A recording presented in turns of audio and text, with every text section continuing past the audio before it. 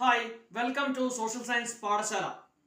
Gutenberg ജനിച്ചത് ജർമ്മനിയിലായിരുന്നു. അദ്ദേഹം തന്റെ ബാല്യവും കൗമാരവും ഒക്കെ ചെലവഴിച്ചത് ഒരു അഗ്രികൾച്ചറൽ എസ്റ്റേറ്റിലായിരുന്നു. അവിടെ അദ്ദേഹം സ്ഥിരം കാണുന്ന ഒരു കാഴ്ചയുണ്ടായിരുന്നു. ഒലിവ് പ്രസ് എന്നൊരു യന്ത്രം ഉപയോഗിച്ച് ഒലിവെണ്ണ നിർമ്മിക്കുന്നു. വൈൻ പ്രസ് എന്നൊരു യന്ത്രം ഉപയോഗിച്ച് വൈനുകൾ നിർമ്മിക്കുന്നു.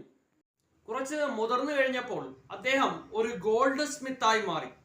ആ സമയത്ത് അദ്ദേഹത്തിന് പരിചയമുള്ള ഒരു വസ്തുവായിരുന്നു മോൾഡുകൾ അഥവാ അച്ചുകൾ. ഈ മെറ്റൽ മോൾഡുകൾ ഉപയോഗിച്ച് അദ്ദേഹം അക്ഷരങ്ങളുടെ മാതൃകകൾ ഉണ്ടാക്കി.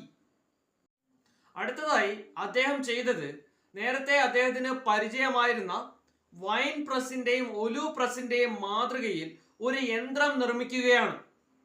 യന്ത്രത്തിന്റെ സഹായത്തോടു കൂടി മെറ്റൽ ലെറ്റേഴ്സിൽ പേപ്പർ പതിപ്പിച്ച് പ്രിന്റിംഗ് നടത്തുന്ന ഒരു ടെക്നോളജി അദ്ദേഹം വികസിപ്പിച്ചു.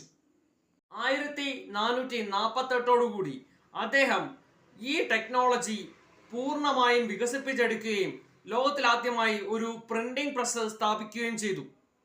ബൈബിളാണ് ഈ പ്രിന്റിംഗ് പ്രസ്സിൽ അച്ചടിക്കപ്പെട്ട ആദ്യത്തെ പുസ്തകം.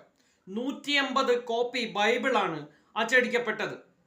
ഇതിനെ തുടർന്ന് 1450-നും 1550-നും ഇടയിൽ ഹാൻഡ് പ്രിന്റിംഗ് രീതിയിൽ നിന്ന് മെക്കനൈസ്ഡ് പ്രിന്റിംഗിലേക്ക് ലോകം മാറി. കൂടുതൽ പുസ്തകങ്ങൾ അച്ചടിക്കാൻ തുടങ്ങി.